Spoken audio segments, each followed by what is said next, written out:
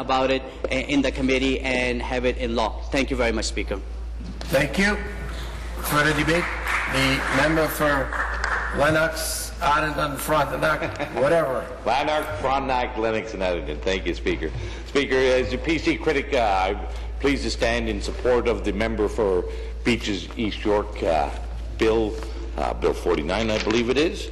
And I do hope that the Assembly once again supports this bill, but this time I hope it does get to committee and that we actually have those discussions and amendments to ensure that the intention of this bill is indeed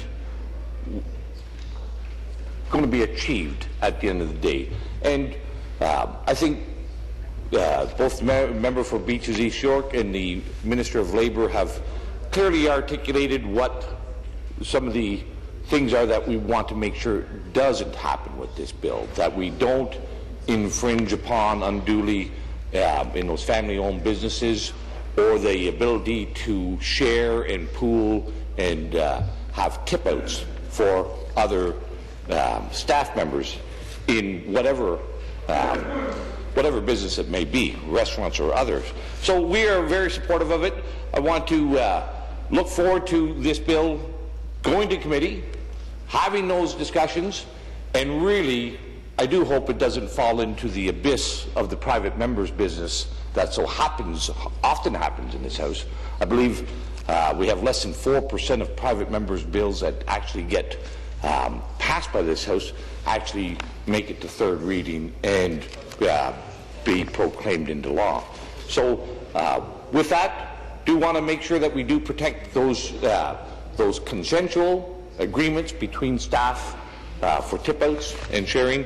And I guess one last thing I will say, it was disappointing to hear the member for Beaches East York describe those terrible situations where people are egregious examples of people having their gratuities in essence stolen from them. My sons and daughters, many of them have been working in the restaurant industry for quite a while. Those examples are examples such as that I've never heard of in my area.